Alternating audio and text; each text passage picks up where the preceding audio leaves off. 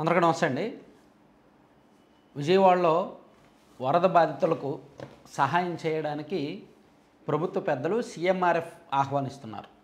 అంటే ఎవరైనా సరే సంఘంలో ఉన్న పెద్దలు కానీ, రకరకాల వ్యాపారస్తులు, పొలిటీషియన్స్, సాధారణ ప్రజలు ఎవరైనా సరే వాళ్ళకి తోచినంతగా సీఎంఆర్ఎఫ్కి విరాళాలు ఇవ్వచ్చు. దీనిలో ఆల్రెడీ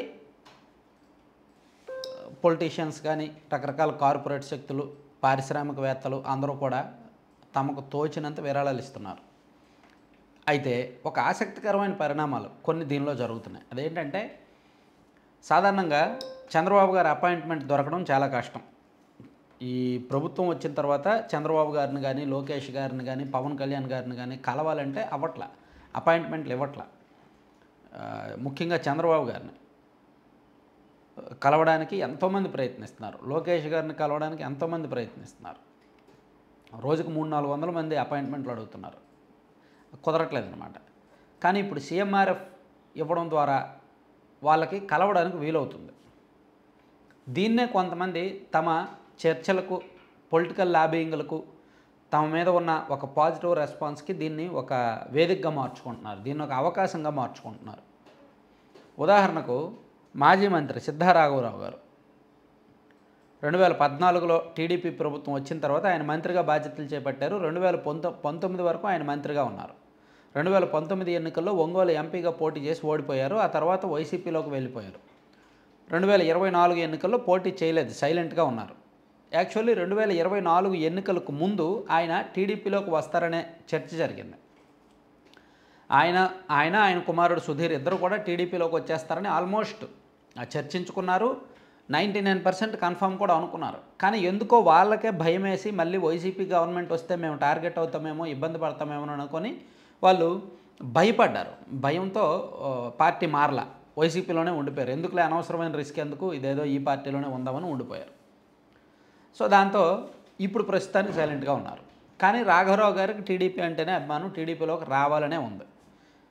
సో కూటమి ప్రభుత్వం అధికారంలోకి వచ్చినప్పటి నుంచి చంద్రబాబు గారినో, లోకేష్ గారినో కలవడానికి ప్రయత్నాలు చేస్తూ ఉన్నారు. కానీ చంద్రబాబు గారు అపాయింట్మెంట్ ఇవ్వట్లా. ఎన్నికలకు ముందు వాళ్ళు వస్తే బాగుండేది, రమ్మన్నాము, ఎదురు చూసాము, కానీ వాళ్ళు రాలేదు, ఇచ్చిన అవకాశాన్ని వదులుకున్నారు.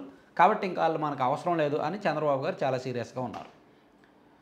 కానీ సిద్ధారాఘవరావు గారు అవకాశం ఎదురు చూస్తూ ఉండి చివరికి నేను మొన్న ఈ 4 రోజుల కింద అనుకుంటా 50 లక్షలు సీఎంఆర్ఎఫ్కి చెక్ ఇచ్చారు. సీఎంఆర్ఎఫ్కి సాయం చేస్తూ 50 లక్షలు చెక్ ఇవ్వడానికి చంద్రబాబు గారిని కలిశారు.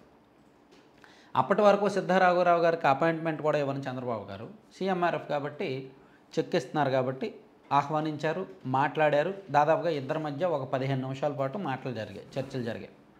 సో ఈ క్రమంలోనే సిద్ధారాఘవరావు గారు తన మనసులో మాట పెట్టడం, బయట పెట్టడం, చంద్రబాబు గారు కూడా మరో సందర్భం చూసుకొని ఇంకోసారి కలుద్దాము, మొత్తం మాట్లాడదాము అని చెప్పడం. దాంతో కాస్త అప్పటి వరకు ఉన్న నెగిటివ్ కాస్త, అప్పటి వరకు ఉన్న వ్యతిరేకత కాస్త ఆ దెబ్బతో కాస్త లైన్ సెట్ అయినట్టు అనిపించింది అనమాట. సో దీన్ని అవకాశంగా మలుచుకున్నారు.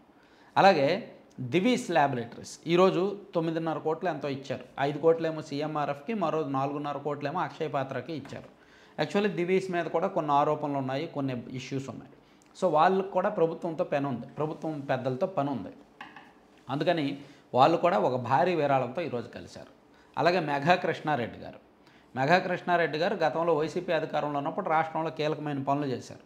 ఆయన ఇవ్వరేమో అనుకున్నాం సీఎంఆర్ఎఫ్కి. మెగా కృష్ణారెడ్డి గారు ఇవ్వలేదని మనం మొన్న వీడియో కూడా చేసుకున్నాం. అయితే ఆ వీడియో రిలీజ్ అయిన గంటన్నరలోనే అదే రోజు ఆయన ఆ సంస్థ ప్రతినిధులు చంద్రబాబు గారిని కలవడం, 5 కోట్లు విరాళం ఇవ్వడం, ఇవన్నీ చకచక జరిగిపోయాయి అన్నమాట.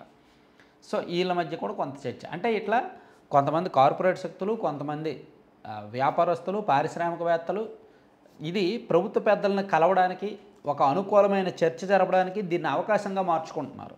లోకేష్ గారినో, చంద్రబాబు గారినో కలవాలని ఎంతోమందికి ఉంటుంది. వాళ్ళు బిజీ షెడ్యూల్ కారణంగా అపాయింట్మెంట్లు ఎవరికి ఇవ్వట్లా.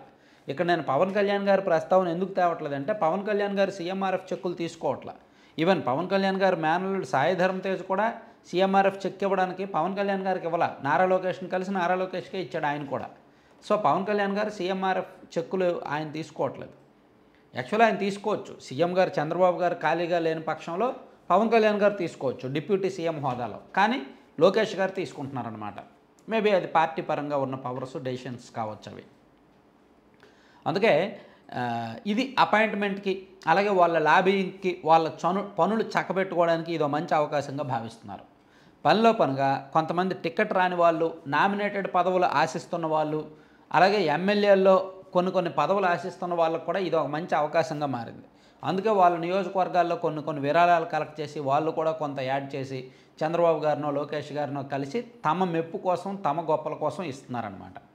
సో ఇది అంటే ఒక ఫ్రెండ్లీ కాంపిటీషన్ అనుకోవచ్చు ఎమ్మెల్యేల మధ్య, సీనియర్ నాయకుల మధ్య, అలాగే కార్పొరేట్ శక్తుల మధ్య, వ్యాపారస్తుల మధ్య, పారిశ్రామికవేత్తల మధ్య ఇది ఒక మంచి అవకాశంగా వాళ్ళు భావిస్తున్నారు. అందుకే ప్రభుత్వం వచ్చిన కొత్తలో ఈ ప్రభుత్వ పెద్దలను కలవాలని చాలామందికి ఉంటుంది. అందరికీ అపాయింట్మెంట్లు కూడా ఇవ్వలేదు, ఇచ్చే పరిస్థితి ఉండదు. ఒక 6 నెలల వరకు అపాయింట్మెంట్లు ఖాళీ ఉండవు, అపాయింట్మెంట్స్. కానీ ఇది మంచి అవకాశంగా మారడం. అందుకే రోజుకి సుమారుగా 200 మందికి పైగా ఈ సీఎంఆర్ఎఫ్ చెక్కులు పట్టుకొని వెళ్తున్నారు. ఎంతో కొంత 5 లక్షలో, 10 లక్షలో, 50 లక్షలో, ₹1,00,00,000, ఒక 2 లక్షలైనా సరే ఎంతో కొంత ఇవ్వడానికి వెళ్తున్నారు అనమాట. సో దీన్ని లాబింగ్లకు వాడుకుంటున్నారు. అటు పొలిటికల్గాను, ఇటు పారిశ్రామికంగాను, 2 రకాలుగాను వాళ్ళకు అనుకూలంగా మార్చుకుంటున్నారు, వాడుకుంటున్నారు. ఎందుకంటే సీఎంఆర్ఎఫ్ అంటే వాళ్ళకు కూడా కాస్త పాజిటివ్ ఉంటుంది. సరే మన ప్రభుత్వానికి మనకి సాయం ఇవ్వడానికి వచ్చారు కదా, వీళ్ళతో మాట్లాడదాంలే, కూర్చోబెడదాంలే అని, అంటే వాళ్ళ ముందు గతంలో ఉన్న వ్యతిరేకత అంతా ఆ టైంకి పోతుంది అనమాట. ఇంకా పాజిటివ్ ఒపీనియన్ క్రియేట్ అవుతుంది. Thank you.